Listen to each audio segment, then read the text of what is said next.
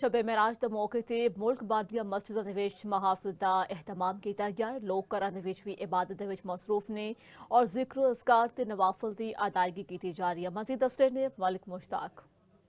सरे लामकां तो तलब होई सूए मुंतहा वो चले नबी।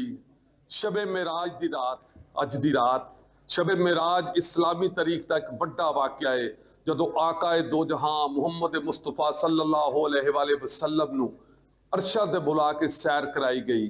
मस्जिदुल अक्सा तो लैके मस्जिदुल हराम तक सारी रात अज मुसलमान मुख्तलिफ मसाजिद च घरां च हर जगह दे उत्ते इबादत च गुजारदे ने इस रात नूं। चूंकि अज मुसलमानां लई एक फजीलत ते बरकतां वाली रात है। इस हवाले नाल तमाम मसाजिद दे विच खसूसी दुआवां करवाइयां जांदियां ने, खसूसी नवाफिल पढ़े जांदे ने, कुरान दा मुकम्मल तौर ते कुरान नूं पढ़िया जांदा है। इस हवाले नाल अज पूरे लाहौर दीयां मस्जिदां दे विच मुकम्मल रौनक दिखाई दे रही है। शबे मेराज फजीलत दी ओह रात है जिहदे विच रहमतां बरकतां ते मगफरत दे दरवाजे जिहड़े ने मुकम्मल तौर ते खोल दिते जांदे ने।